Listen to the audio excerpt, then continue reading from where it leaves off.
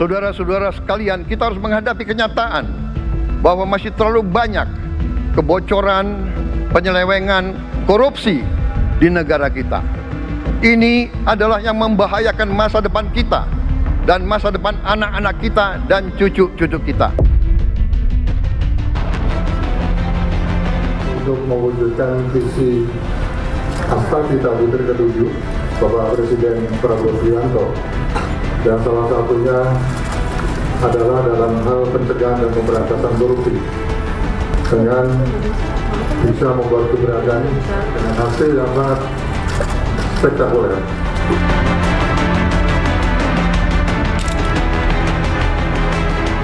Hari pertama ini belum terlihat ada satu penegakan hukum yang sistemik yang bisa menjawab problem struktural.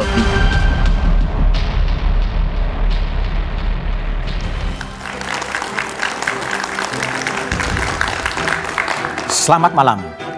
Presiden Prabowo Subianto dalam pidato perdananya 20 Oktober lalu dengan tegas menyatakan korupsi membahayakan negara. Korupsi membahayakan masa depan bangsa, juga membahayakan masa depan anak dan cucu kita. Presiden Prabowo menjanjikan perbaikan sistem guna menumpas korupsi di negeri ini. Namun, alih-alih mengejar koruptor ke Antartika seperti yang pernah disampaikan Prabowo, malah sempat menyatakan akan memaafkan koruptor asal uang hasil korupsinya dikembalikan. Meski pernyataan ini dikoreksi, namun publik jadi mempertanyakan kembali komitmen pemerintahan Prabowo dalam pemberantasan korupsi. Lalu setelah 100 hari, bagaimana progres pemberantasan korupsi di negeri ini? Inilah Satu Meja The Forum menagih janji pemberantasan korupsi.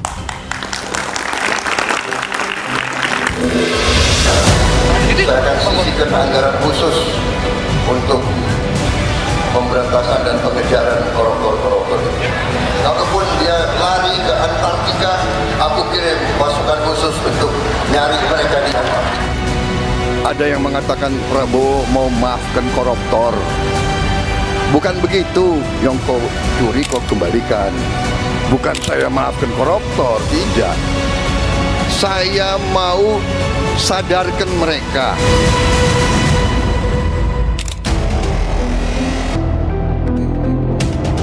Komitmen pemberantasan korupsi terus disuarakan Presiden Prabowo, bahkan sebelum dia dilantik menjadi Presiden RI. Tapi pengamat menilai, setelah 100 hari pemerintahan Prabowo Gibran berjalan, justru minim gebrakan, terutama di bidang hukum. Kalau ditanya di bidang hukum apa yang dieksekusi langsung? Karena saya kira nggak ada juga. Coba disebutkan saja misalnya, contoh misalnya 3 hal di bidang hukum yang dieksekusi langsung. Karena saya kira kalau soal HAM, saya kira tetap berantakan ya. Kalau dikatakan kinerja kejaksaan, kepolisian, dan KPK, mohon maaf, saya kira kejaksaan masih yang sama orangnya, kepolisian masih yang sama sebelumnya, lalu kemudian KPK juga mengalami perubahan, tapi perubahannya tidak juga dianggap sebagai luar biasa oleh publik.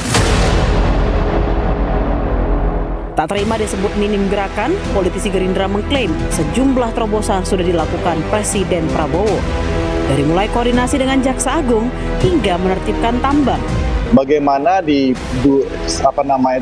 seminggu kemarin beliau memanggil Jaksa Agung, beliau memanggil berserta dengan para jampidum untuk menertibkan izin-izin daripada tambang.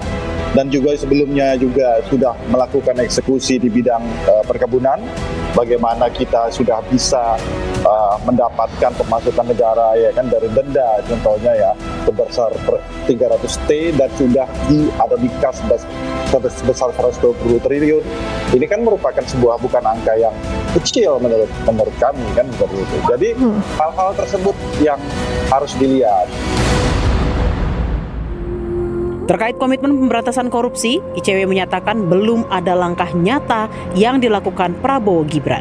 Bagaimana upaya membongkar satu kasus korupsi, bagaimana menjerat dan hingga memidanakan pelaku korupsi dan merampas aset kejahatan korupsi itu untuk ke negara, itu yang sebetulnya harusnya dikejar gitu. Nah, sampai detik ini atau paling tidak ketika kita mengukur dari 100 hari Prabowo Gibran, rasanya hal tersebut masih belum bisa terlihat dan belum bisa dibuktikan.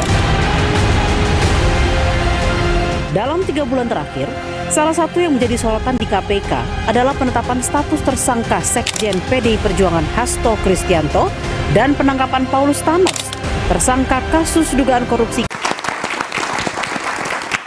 Menagih janji pemberantasan korupsi adalah tema Satu Meja The Forum malam ini. Telah hadir di studio Sudirman Said, Ketua Institut Harkat Negeri sekaligus aktivis anti korupsi. Malam Mas Dirman. Kemudian ada Dhanil Ansar Simanjuntak, Ketua DPP Partai Gerindra. Malam. Malam Mas Dirman. Assalamualaikum. Lalu kemudian ada Mardani Alisera, Ketua DPP PKS. Malam Mas Mardani. Malam Mas Dan melalui sambungan Zoom ada Ahmad Doli Kurnia, Wakil Ketua Umum Partai Golkar. Malam Bang Doli.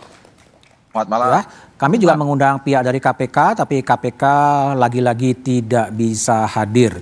Oke, saya mulai dari Mas Dirman. Mas Dirman, sebagai orang yang pernah di pemerintahan, aktivis anti korupsi dan sekarang berada di luar. 100 hari pemerintahan Pak Prabowo, khusus soal pemberantasan korupsi. Gimana Anda mengevaluasi itu? Ya, selamat malam. Pertama yang menyampaikan selamat tahun baru Imlek. Katanya tahun ular kayu. Dari pesan kebijaksanaan, transformasi dan juga penguatan kelembagaan. Mudah-mudahan kita mendapat spirit dari itu.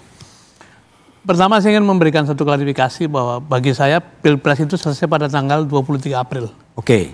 Artinya setelah itu kita bicara sebagai warga negara yang tidak terikat pada nomor 1, nomor 2, nomor 3. Kebetulan kita ini kan pada posisi yang tidak menang. Jadi yang menang pemerintah, yang kalah menjadi penyeimbang dan saya ingin menjalankan peran itu. Pertama begini, harus fair mengatakan bahwa 100 hari itu sebetulnya bukan waktu yang cukup untuk mengukur kinerja ya. Tapi memang ada tradisi melihat situasi di awal pemerintahan seperti biasa. Nah, saya kalau ingin melihat apakah satu leadership itu sungguh-sungguh dalam urusan korupsi itu ada beberapa indikator. Nomor 1, satunya kata dan perbuatan. Artinya statement-statement politiknya itu dibuktikan dengan langkah-langkah di lapangan. Yang kedua, kepada internal harus merupakan sikap yang sifatnya itu zero toleran. Zero toleran. Tidak memberi ruang bagi praktek-praktek semacam itu. Dan yang ketiga adalah jangan ada ruang untuk memunculkan konflik of interest antara jabatan sama bisnis dan sebagainya.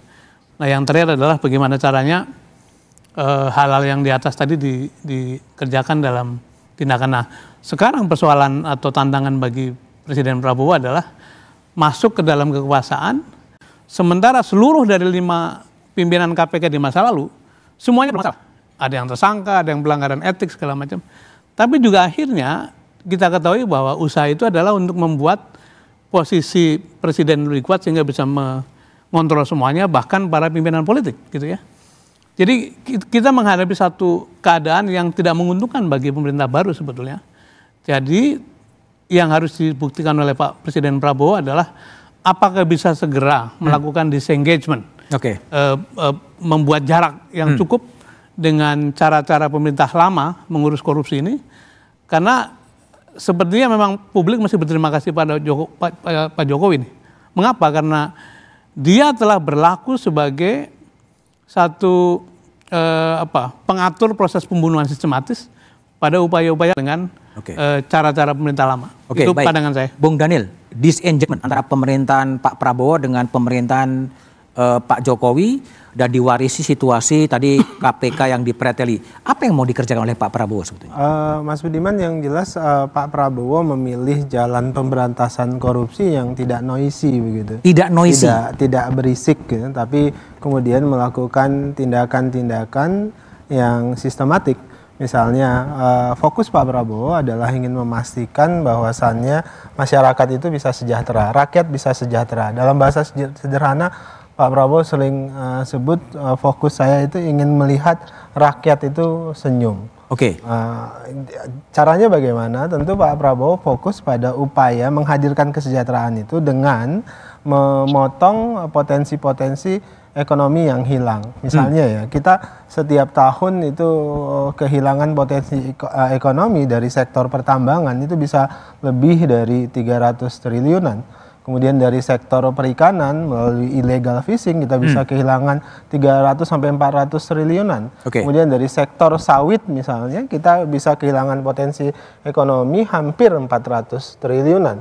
Bahkan dari praktek-praktek perdagangan gelap kita itu bisa kehilangan hampir 500 triliunan. Dan kalau dihitung, Pak Prabowo misalnya menghitung secara detail, kita setiap tahun itu bisa hilang lebih dari 1.500 triliunan. Jadi ada potensi ekonomi yang bisa hilang setiap tahun. Dan itu sudah diselamatkan artinya? Nah, hari ini fokus Pak Prabowo adalah bagaimana potensi ekonomi yang hilang ini itu bisa dikembalikan. Nah, makanya dari situlah kemudian Pak Prabowo fokus pada bagaimana penindakan hukum pada sektor-sektor tadi, perikanan, pertambangan dan sebagainya, agar potensi economic loss tadi itu bisa diminimalisir. Kemudian kedua, dari sisi fiskal, dari sisi APBN, Pak Prabowo melakukan bahkan pada penutupan anggaran 2024 yang lalu, Pak Prabowo langsung telusuri sampai satuan yang paling bawah terkait dengan alokasi anggaran di kementerian-kementerian. Bahkan ditemukan bahwasannya hampir 300 triliun lebih yang seharusnya itu bisa dihemat. Dan akhirnya hari ini anggaran itu bisa dihemat 300 triliun dan 300 triliun itu bisa kita alihkan pada alokasi anggaran yang urgent dan dibutuhkan untuk rakyat. Nah, hari ini pilihan Pak Prabowo di situ, menghilangkan, meminimalisir potensial loss yang selama ini kita alami, dan itu yang selalu disampaikan Pak Prabowo dalam setiap momentum kampanye kan, bahwasannya kita mengalami kebocoran lebih dari 30% dan faktanya itu terbukti. Memang kebocoran kita bisa lebih dari 30%. Dan Pak Prabowo hari ini fokus terhadap kebocoran itu dan memastikan kebocoran itu kemudian bisa kita ambil dan kita gunakan untuk kepentingan kesejahteraan rakyat. Oke, baik. Bang Doli, Golkar sebagai partai yang berada di pemerintahan, kira-kira Anda lihat gimana konsep pemberantasan korupsi dari Presiden Prabowo? Pertama, saya setuju bahwa memang kita tidak bisa mengukur 100 hari ini untuk bisa menyelesaikan semua masalah gitu. Bahwa kemudian 100 hari ini kita lihat adalah apakah 100 hari itu punya modal dan tren untuk kemudian mengambil langkah-langkah positif yang akan lebih maju sampai 5 tahun yang akan datang. Nah, termasuk khususnya masalah soal pemberantasan korupsi. Nah, kalau bicara tentang soal isu pemberantasan korupsi, saya kira komitmen, political will dari Pak Prabowo ini sudah sangat kuat sekali ya. Ini saya sering mengatakan kalau tidak over gitu ya. Udah mungkin puluhan kali disampaikan, baik sebelum jadi calon presiden, kemudian kampanye pada saat calon presiden, bahkan kemudian pidato pertama sebagai presiden, isu soal pemberantasan korupsi ini sangat kuat sekali ya. Jadi mari kita lawan korupsi, mari kita basmi, kita hilangkan korupsi di muka bumi Indonesia ini. Jadi komitmen dan political will-nya sudah sangat kuat. Nah, sangat ada. Nah, tinggal memang saya kira memang perlu dibantu, ditopang, dikonkretkan ya oleh jajaran kabinet, aparat penegak hukum khususnya gitu, untuk kemudian membuat desain, kemudian mengambil langkah-langkah yang speed up ya untuk mengakselerasi dari kekuatan atau komitmen political will dari Pak Prabowo itu. Nah, jadi misalnya kemarin ya soal statement Pak Prabowo tentang bagaimana supaya aset-aset itu kembali gitu ya. Nah, itu kan dibutuhkan terjemahan yang lebih detail ya. Dan jangan salah tafsir gitu. Kan seolah-olah kemarin kalau tidak dijelaskan atau tidak ada kemudian langkah yang lebih progresif gitu, itu kan seolah-olah kita memaafkan para korupsi. Padahal menurut saya maksud dari Pak Prabowo itu adalah bahwa kita nggak boleh lagi membiarkan para koruptor ini asetnya hilang. Ya, kalaupun kemudian ditemukan ya harus dikembalikan, kira-kira kan begitu. Baik Bang Doli. Bang Mardhani, ini kalau tadi Bang Doli mengatakan retorikanya sudah kuat banget ya, Antartika, pemerintahan bersih gitu kan.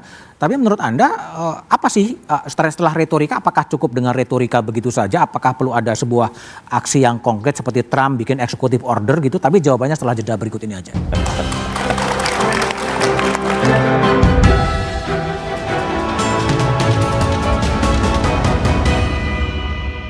Komitmen pemberantasan korupsi sebagai janji kampanye dan asta-cita pemerintahan Prabowo Gibran masih ditunggu publik.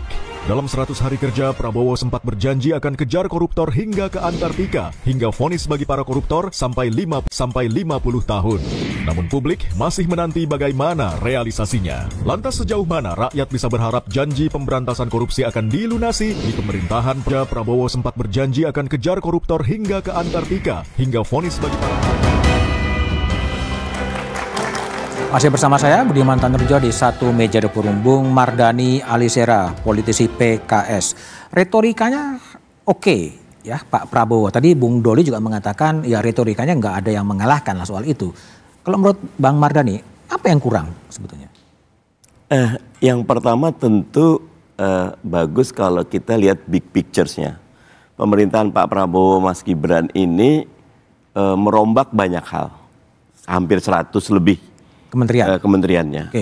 Menata itu juga luar biasa, tetapi dengan Kementerian Keuangan, Bappenas, Pan-RB dengan Setnek di bawah itu buat saya ini bagus sekali, cepat selesai. Yang kedua, ekspektasinya tinggi sekali. Kompas yang bilang 80%, Pak Jokowi 65 loh. Untuk hukum penegakan korupsi 76. Jadi ini tinggi. Yang ketiga, tadi Daniel udah bilang di Mahkamah Agung ada masalah. Pak Prabowo agak lucu komen ketika yang 300 triliun cuma dihukum 6,5 tahun, harusnya 50 tahun gitu kan. Padahal dalam tata hukum kita maksimal 20 seumur hidup atau hukuman mati gitu kan. Saking keselnya. Belum penegak hukum yang lain. Ya, kalau kita ke Mahkamah Konstitusi ada kasus, hampir semua KPK juga ada kasus. Jadi lapis berlapis. Wajar kalau ekspektasi demikian tinggi, apatah lagi tadi Doli tadi udah bilang Pak Prabowo clear and clean, berantas korupsi. Nah tentu sesudah 3 bulan yang buat saya ini urusan internal rapi, target berikutnya pendekatan yang lebih sistematis. Daniel tadi bilang kesejahteraan. Kalau kita lihat ICOR kita ya, incremental capital output ratio kita 6,5. Filipina 3,7, Thailand 4,4, Malaysia 4,7 ingat saya, 4,7, Thailand 4,4 itu. Itu kalau dihitung tuh 6,5 dikurang Filipina 3,2,8, hampir 43% anggaran kita tidak efektif. Makanya tadi kalau itu jadi harapan kami tentu lebih sistematis. Gimana penguatan KPK, gimana perampasan aset, gimana transparansi dan akuntabilitas. Tapi para Prabowo juga harus menegaskan digitalisasi salah satu yang penting. Karena yang namanya korupsi itu bahasa sederhananya gray and black area itu tempatnya setan. Makin banyak yang gelap, makin banyak yang nggak jelas, setan masuk, korupsi masuk. Buka seluas-luasnya. Buka seluas-luasnya. Kita coba lihat ya bagaimana pidato dari Pak Prabowo Subianto. Mungkin bisa diputar ketika berbicara di depan Rapimnas Gerindra Agustus bulan lalu. Mungkin saya akan cek kembali anggaran. Saya akan sisihkan anggaran khusus untuk pemberantasan dan pengejaran koruptor ini. Kalaupun dia lari ke Antartika, aku kirim pasukan khusus untuk nyari mereka di Antartika. Oke, itu 31 Agustus 2024. Lalu pada 2 November 2024, ini juga Prabowo menginginkan ada pemerintahan yang bersih. Saya bertekad memimpin pemerintah Republik Indonesia yang bersih.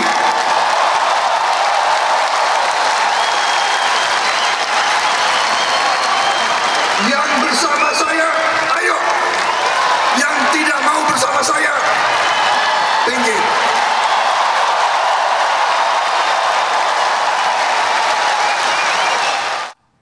retorikanya luar biasa, yang tidak mau silakan minggir. Tapi saat berada di Kairo, Presiden Prabowo Subianto mengatakan bakal mempertimbangkan memaafkan koruptor kalau mengembalikan uangnya. Bisa diputar.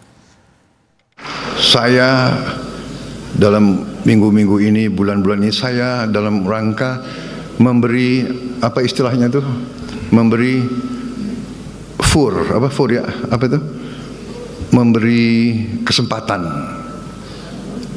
kesempatan untuk tobat.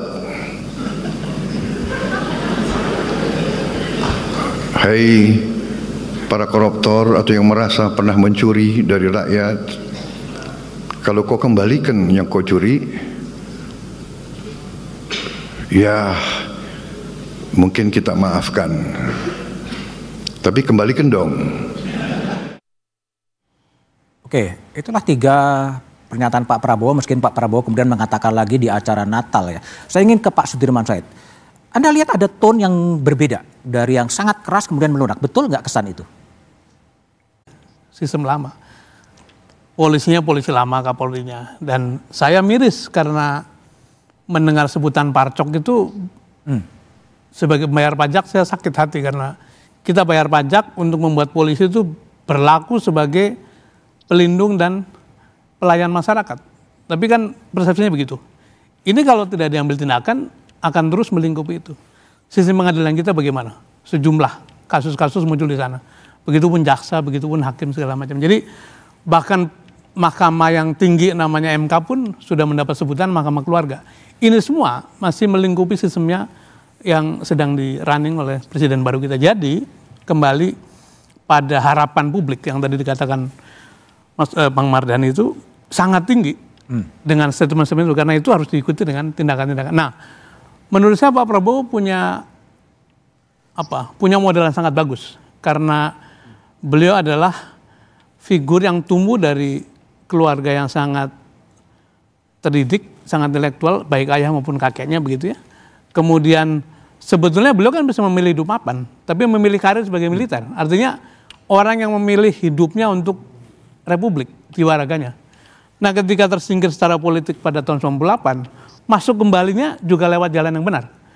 Bikin partai, ikut pemilu, kalah, ikut lagi, kalah, ikut lagi. Jadi story mengenai patriotisme itu sudah terjadi rapi. Nah, sekarang tinggal inilah waktunya membuktikan apakah semangat itu bisa dibuktikan dalam urusan ini. Karena menurut saya persis seperti dikatakan Pak Presiden tadi, bahwa ini bukan semata-mata pelanggaran hukum, tapi ini mengancam kelangsungan hidup bangsa, generasi muda. Bahkan sebagai mantan Menteri Pertahanan, saya kira korupsi mesti dilihat sebagai ancaman bagi sistem harga merata. Karena itu, menurut saya pendekatannya tidak semata-mata dari penegakan hukum. Karena hukum tadi sudah mengalami sakit luar biasa. Jadi, kalau mau efektif, memang harus ditempuh dari cara perubahan perilaku yang dimulai dari keteladanan. Nah, kalau paling tinggi sudah mengatakan begitu, diikuti dengan lapisan bawahnya, saya kira akan muncul satu harapan baru. Dan kembali 100 hari itu belum apa-apa. Nah, tinggal kita beri kesempatan, dan statement itu akan kita jadikan tema untuk menggiring supaya seluruh tindakan itu ke arah sana gitu. Oke, baik, Bung Daniel, betul nggak sih memang agak ruang geraknya agak sedikit terbatas karena dilingkupi oleh sistem dan kultur yang sebetulnya kultur lama sebetulnya? Sebenarnya saya 7 tahun sebagai juru bicara beliau, Mas Budiman.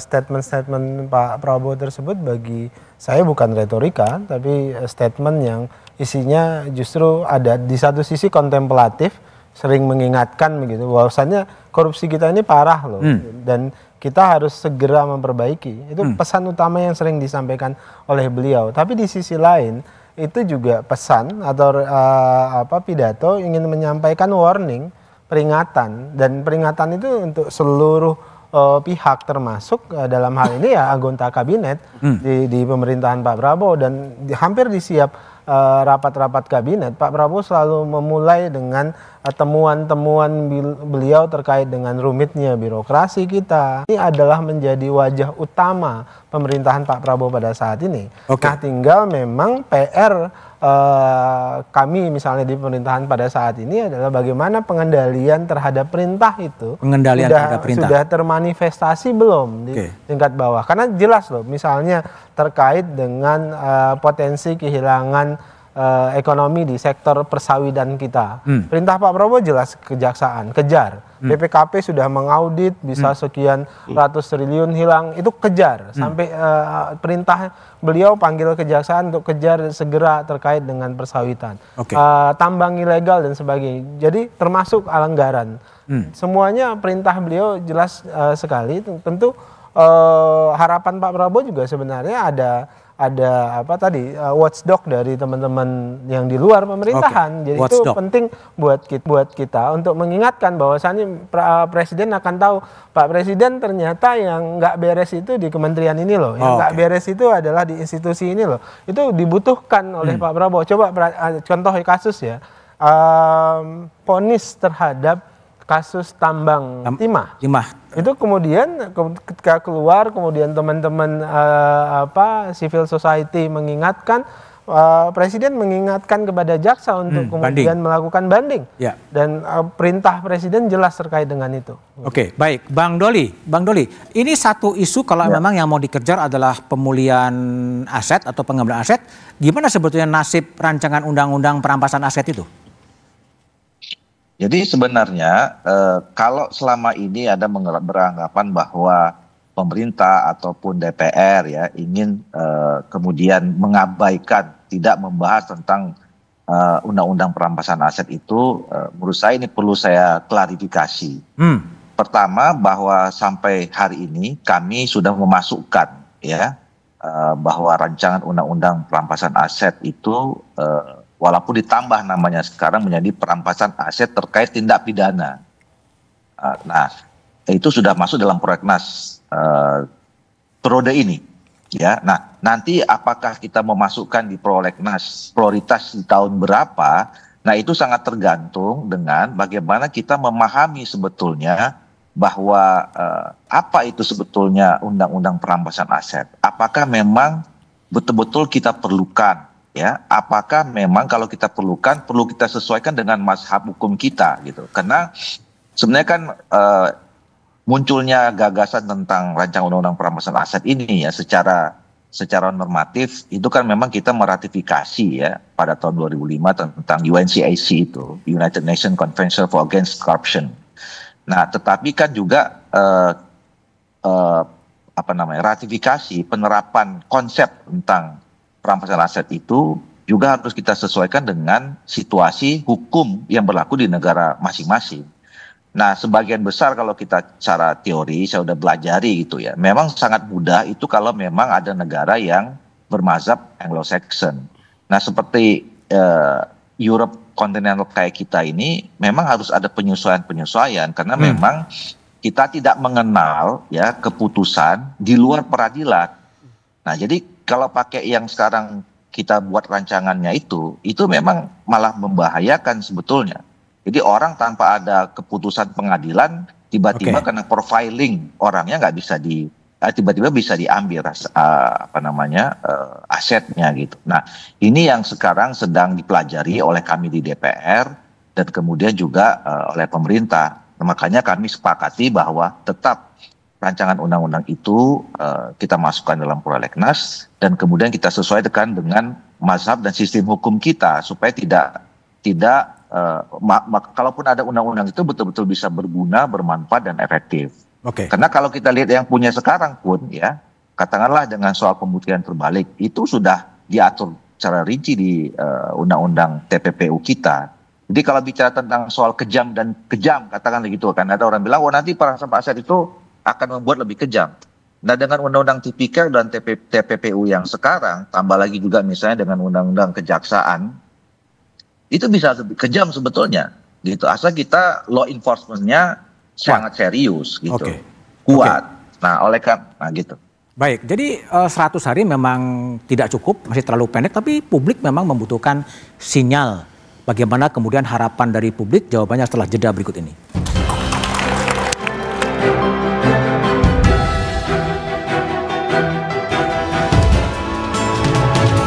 Sebagai janji kampanye dan akta cita pemerintahan Prabowo Gibran masih ditunggu publik. Nah, kita sangat berharap bahwa Presiden tadi sudah disampaikan Kejaksaan, Bung Daniel. Jadi gimana? Ini sedang dilakukan oleh Pak Prabowo dan beberapa kali warning Pak Prabowo misalnya kepada kehakiman misalnya ya, kemudian kepolisian, kemudian jaksa dan seterusnya itu selalu disampaikan beliau di sidang kabinet juga beliau menyampaikan berulang kali terkait dengan korupsi atau tindak pidana yang melibatkan aparatur hukum itu sendiri. Itu pertama. Kemudian kedua, memang langkah-langkah yang sedang dilakukan Pak Prabowo itu adalah di satu sisi Pak Prabowo kan paham betul bahwasannya ada insentif dan disinsentif. Di satu sisi sekarang misalnya kehakiman gajinya dinaikkan, kemudian di aparatur hukum lain juga berlaku hal yang serupa. Namun di sisi lain setelah itu dilakukan ada disinsentif yang tegas terkait dengan kebijakan Pak Prabowo tersebut. Apabila melakukan pelanggaran hukum dan sebagainya, disinsentifnya tentu akan sangat tegas. Kemudian ketiga, Mas Budiman, pilihan Pak Prabowo dalam agenda pemberantasan korupsi di Indonesia tentu pilihannya bukan dekonstruksi. Kalau dekonstruksi kan semuanya kita babat alas begitu, tapi pilihan beliau adalah rekonstruksi. Rekonstruksi itu artinya ya mana yang masih bisa diperbaiki kita perkuat. Misalnya Pak Prabowo berkomitmen memperkuat kejaksaan, memperkuat kepolisian, termasuk memperkuat KPK dan sebagainya. Kelembagaan hukum yang lain pun Pak Prabowo akan fokus pada upaya-upaya rekonstruksi itu dan tentu tidak secepat yang diharapkan oleh publik tentu karena banyak proses yang harus dilalui dan itu yang sedang dilakukan Pak Prabowo pada saat. Oke, baik Bung Mardhani. Tadi pesan dari Laude Sarif adalah sebenarnya Presiden bersih-bersih internal dulu kan. Internal dulu lah dibersihkan gitu. Memang ada masalah di internal. Saya melihatnya bukan cuma orang ya, sistem juga harus kita perbaiki. Sistem apa tuh? Contoh ya, reformasi di bidang politik. Ya. Gimana Pak Prabowo selalu mengatakan kan, high cost politik, biaya tinggi. Kalau kami di PKS ada 4 nih penyakit, high cost politik, akhirnya oligarkik politik, bandar. Habis itu ada ya bandar ya? Interlocking politik, habis itu involutif. Nah ini memperbaikinya luar biasa. Di tata kelola pemerintahan, Pak Prabowo luar biasa lagi coba alignment. Kita negara kesatuan, tapi kadang-kadang mensana in corpore sano. Presidennya ke sono, menteri bupati wali kotanya ke sana gitu kan. Nggak nyambung, sekarang mau dirapikan. Itu poin kedua. Nanti ada lagi, makanya the evil is in the detail. Nah, gimana membuat kalau arah Pak Prabowo sudah sangat jelas, saya melihatnya di proses teknokrasi yang detailnya. Pemetaan target, kemudian target antara, waktunya tidak panjang. Saat yang sama Daniel tadi bilang, bukan cuma Pak Prabowo partainya tidak menang walaupun koalisinya besar sekarang gitu loh, tetapi ada hukum sentimen publik sekarang nih. Sekuat apapun kita ketika publik punya sentimen yang lain, itu perlu juga diurus. No viral, no justice, dan lain-lain. Nah dengan keseluruhan saat yang sama, kekuasaan presiden beda dengan zaman Pak Harto yang sangat absolut. Sekarang punya banyak sekali keterbatasan, transparansi, akuntabilitas, segala macam. Sehingga memang lagi-lagi buat saya, waktunya pendek, tapi melihat 100 hari ini Pak Prabowo sudah demikian luar biasa bekerja, kita tunggu langkah sistematis selanjutnya. Oke, baik. Bu Mas Dirman, ini kan juga ada sesuatu yang menarik ya, kemudian seperti yang dilakukan oleh KPK dengan menangkap Paulus Thanos yang ada di Singapura yang sampai sekarang juga belum bisa diekstradisi gitu. Ini gejala yang positif Anda lihat atau gimana disebutnya? Sebelum ke sana saya ingin menyampaikan satu pikiran sebagai solusi, Mas. Karena retoriknya sangat baik. Nah, jarak antara retorik dengan kenyataan itu kan namanya kapasitas delivery, kemampuan mendeliver promise itu. Nah, di sekitar presiden itu ada sejumlah unit organisasi yang orang belum bisa membaca hingar-bingar politik. Dan ternyata 3 prioritasnya itu, jadi seluruh monitoring diserahkan pada unit itu, kemudian bagaimana caranya memberantas korupsi, percepatan pembangunan dengan debottlenecking. Satu lagi adalah create open government gitu. Ini hanya mungkin dilakukan apabila unit itu diisi orang-orang yang betul-betul tidak cinta panggung, tapi kemudian ngulik di belakang menjadi fasilitator dari seluruh kementerian. Kalau sekarang kebanyakan panggung ya? Saya tidak mengatakan begitu, tapi saya bertanya begitu. Rasanya harus menuju ke sana. Baru nanti Pak Prabowo punya instrumen yang efektif untuk mengendalikan seluruh kinerja. Itulah masanya untuk mengatakan efektif atau tidak. Nah, kembali dalam situasi yang dilingkupi oleh sistem lama, kultur lama, orang lama, struktur lama, rasanya perlu terobosan itu. Nah, kembali pada poin mengenai Thanos.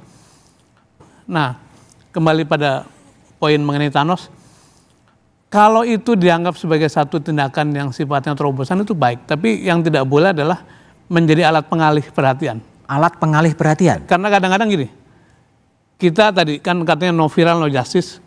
Begitu sesuatu sulit dilakukan, bikinlah isu baru. Yang kemudian orang bergeser perhatiannya. Apa nih? Pagar laut? Misalnya begitu ya. Jadi selama tidak ada satu unit pengendali yang meyakinkan delivery yang efektif, itu flip-flop itu akan terbuka kesempatannya. Jadi saya sih menganjurkan supaya, ini masih sangat awal, supaya dipilih unit yang memimpin delivery itu. Oke, Bang Daniel, betul nggak sih ada alih perhatian publik gitu? Ada nggak strategi itu sebenarnya? Saya kira nggak ada ya. Nggak ada ya? Itu kan tergantung pilihan dari media mau ngambil yang mana. Kita kan tentu tidak bisa kontrol Kompas, tidak bisa kontrol yang lain tuh. Tapi memang kadang isunya berubah-ubah sih sebetulnya. Ya kan isu itu yang memilih media itu sendiri gitu. Jadi kenapa tiba-tiba yang tertuduh adalah pemerintah, itu pertama. Kemudian kedua, sebenarnya sistematika kerja di kabinet Pak Prabowo itu sudah terang dan jelas ya. Ada Menko sebenarnya. Selain tadi yang disebutkan oleh Pak Sudirman, ada Menko yang mengkoordinir sesuai dengan bidangnya masing-masing. Dan Menko ini difungsikan sedemikian rupa oleh Presiden. Jadi rapat-rapat rutin, koordinasi, pengawasan, pengendalian oleh Menko itu dilakukan. Artinya Pak Prabowo memberikan ruang, Presiden memberikan ruang terhadap Menko-Menko untuk melakukan pengendalian, pengawasan, dan koordinasi dengan menteri-menteri yang di bawah koordinir mereka. Dan Menko-Menko ini secara periodik juga diajak bicara oleh Presiden untuk melakukan sebutlah pengendalian dan pengawasan. Nah itu terang di satu sisi. Di sisi lain sebenarnya Pak Presiden ingin memastikan seluruh anggota kabinet, seluruh birokrasi itu bekerja cepat. Jadi karakteristik Presiden Prabowo yang kita pahami itu adalah beliau ingin cepat, ingin deliver, seperti tadi disebutkan oleh Pak Sudirman. Jadi yang jelas kalau kemudian nanti agak lambat, pasti ada evaluasi. Dan karakteristik Presiden itu apa yang sudah digariskan, apa yang sering beliau sampaikan di publik itu sebagai jadi roadmap, itu jadi path bagi seluruh anggota kabinet. Kalau kemudian itu tidak dijalankan dengan baik, saya berkeyakinan pasti akan evaluasi yang dilakukan. Evaluasi itu reshuffle ya? Ya tentu. Gitu. Akan ada reshuffle ya, kita tunggu. Tapi ke Bang Doli dulu. Bang Doli, tadi kalau Mas Dirman mengatakan ada seperti pengalian isu ya. Ini misalnya dalam KPK Sekjen PDI Hasto Kristianto diperiksa pra-peradilan kemudian gantung, tiba-tiba Paul Thanos di Singapura ditangkap tapi belum bisa diekstradisi. Apa ada tren begitu Anda baca juga sih? Gini, pertama menurut saya ya, apa yang disampaikan atau statement-statement Pak Prabowo itu harus terus dilakukan. Ya, jadi Pak Prabowo menurut saya nggak boleh berhenti dengan statement-statement seperti yang dia lakukan selama ini, berpuluh-puluh kali menyampaikan kita harus memerangi korupsi itu. Karena buat saya kira secara psikologis bangsa ini perlu untuk terus-menerus mendengarkan itu supaya kita memang sama-sama menjadikan itu musuh bersama. Yang kedua itu menjadi modal penting tergerak oleh aparat di bawahnya, ya, terutama yang membidangi masalah hukum itu ya, untuk segera mengkonkretkan. Nah, jadi menurut saya kalau supaya tidak ada ya praduga kayak tadi ini pengalihan isu apa segala macam ya, memang harus ada satu gebrakan oleh aparat di bawah Pak Presiden ini untuk menjadikan momentum menyelesaikan satu kasus yang sekarang sedang banyak diperhatikan orang gitu loh. Ya, jadi misalnya kayak soal Paulus itu kan itu kasus lama yang orang juga mungkin masyarakat udah banyak lupa juga. Kalaupun itu selesai gitu ya, ya mungkin orang menganggap itu bukan satu gebrakan. Nah, saya tanpa menyebut ya, saya kira kan sekarang banyak ada 2-3 kasus yang tiap hari dibicarakan di publik gitu ya, baik di media segala macam. Nah, kalau dalam 100 hari kedua ke depan misalnya atau dalam 6 bulan ya, aparat-aparat pemerintahan kita ini bisa menyelesaikan satu, itu menurut saya jadi sesuatu yang akan membuat ekspektasi publik terhadap presiden, komitmennya, political will-nya itu akan semakin tinggi ke depan. Gitu. Oke, baik. Jadi memang ada beberapa kasus yang menarik perhatian, apakah itu kasus pagar laut, kasus skandal mafia peradilan Zarofrikal 1 triliun di Jakarta. Itu nasibnya gimana, kita bahas setelah jeda berikut ini. Hingga ke Antartika, hingga vonis bagi para koruptor.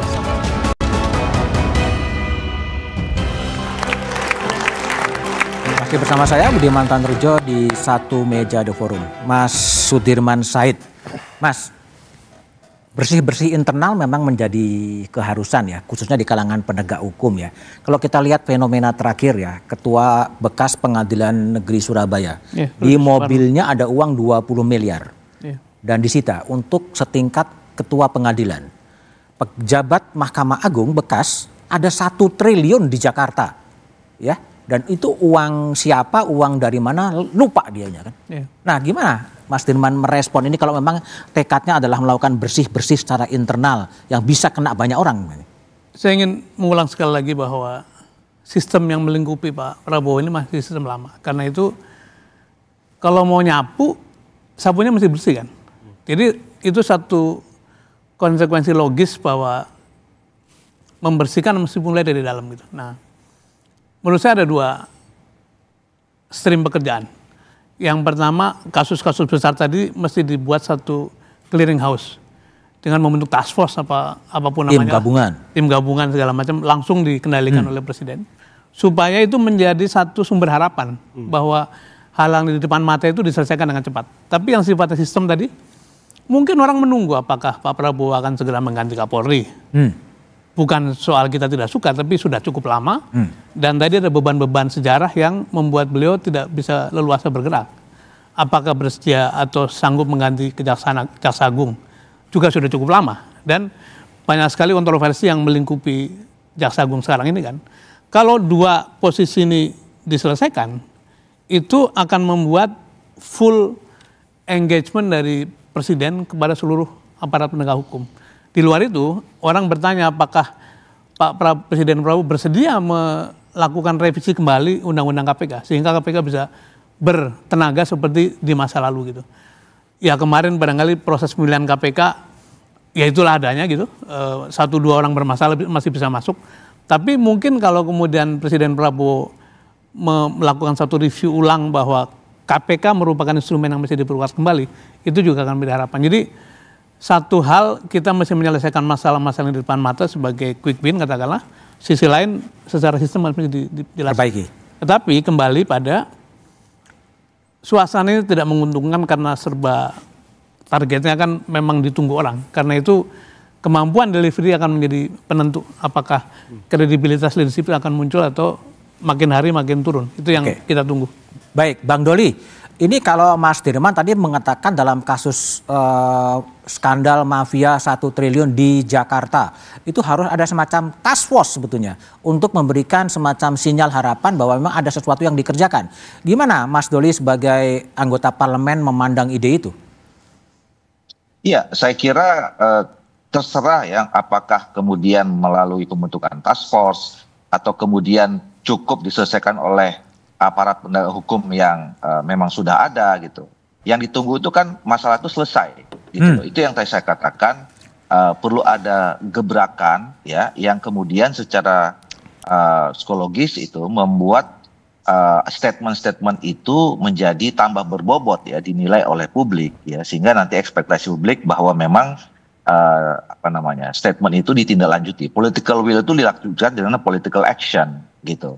Nah, caranya bisa saja mau pakai task force saya kira oke, mau dengan aparat penegak hukum yang sekarang ada. Yang ditunggu itu adalah apakah masalah yang dilihat yang menjadi viral setiap orang sekarang itu selesai atau tidak dalam waktu yang cepat, kira-kira itu. Oke, Bung Mardhani, ini kalau bagi publik ya, minimal bagi saya lah, Zarofrikar ini satu kasus yang bisa membongkar skandal mafia yang sangat luar biasa. 1 triliun di Jakarta, uang dari mana? Cashnya ya. Cashnya, yang belum emasnya. Kita nggak tahu. Ketua itu. pengadilan 20 miliar, tapi itu sangat legal formal diselesaikannya. Nah tadi usulan Mas Dirman soal task force atau tim gabungan, ini mau diselesaikan seperti apa agar ada harapan bahwa ini bersih-bersih internalis serius sebetulnya dikerjakan? Sebetulnya perintah Pak Prabowo selalu lugas ya, kayak pagar laut tuh saya ingat tuh kan, segel, bongkar, selidiki. Nah kasus-kasus yang... Tapi siapa yang disuruh diselidiki itu? Kalau yang disuruh bongkar kan Angkatan Laut. Yang selidiki siapa? Yang selidiki kalau dari Kementerian KKP mereka akan terus mencoba. Oke, ya. Balik ke Sarof tadi. Kita balik. Maksud saya adalah perintahnya jelas. Dan tinggal mungkin harus segera diikuti dengan aksi yang tegas. Dan sederhana kok. Kita punya PPATK. Bisa kok profiling Zarov ini. Kita punya kemampuan untuk menyelidiki sampai kemana rekening itu mengalir. Kita juga bisa mencari orang-orang yang bisa membreakdown.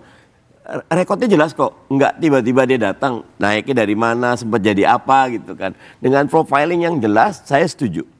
100 hari kedua harus ada gebrakan yang memberikan harapan bahwa negeri ini sedang diurus. Karena Mas Budiman, sekarang ini agak lucu.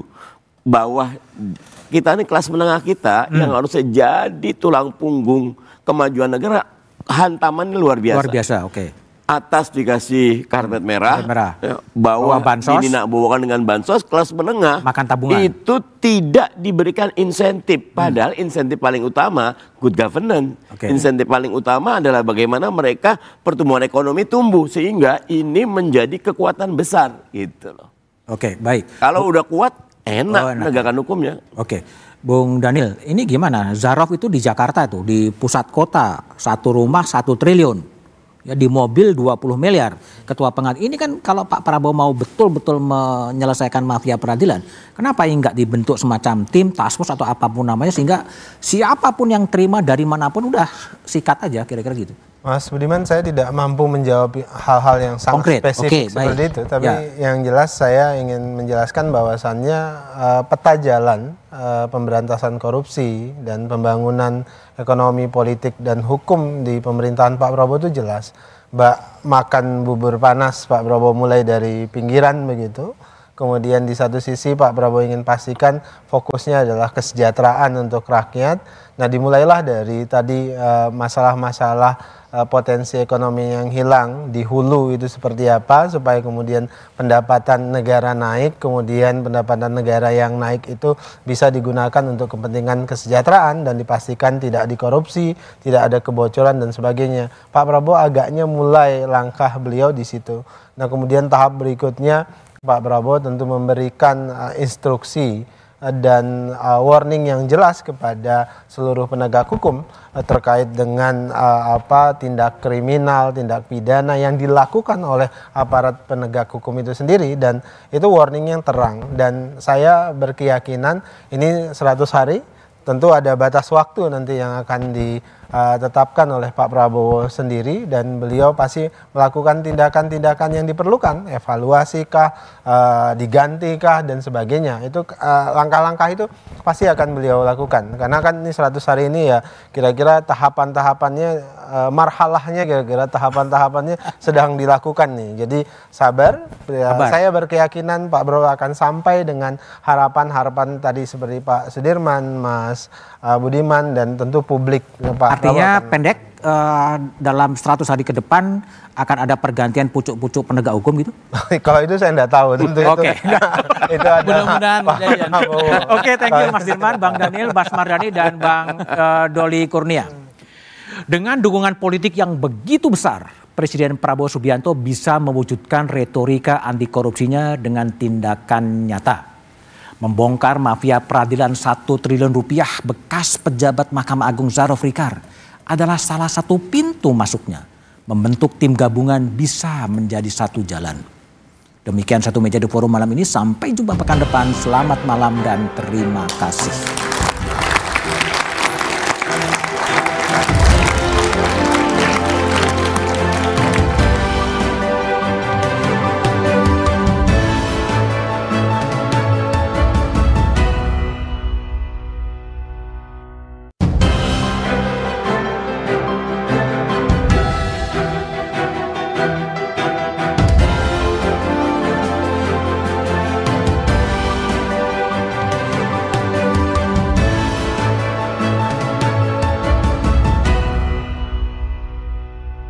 Saya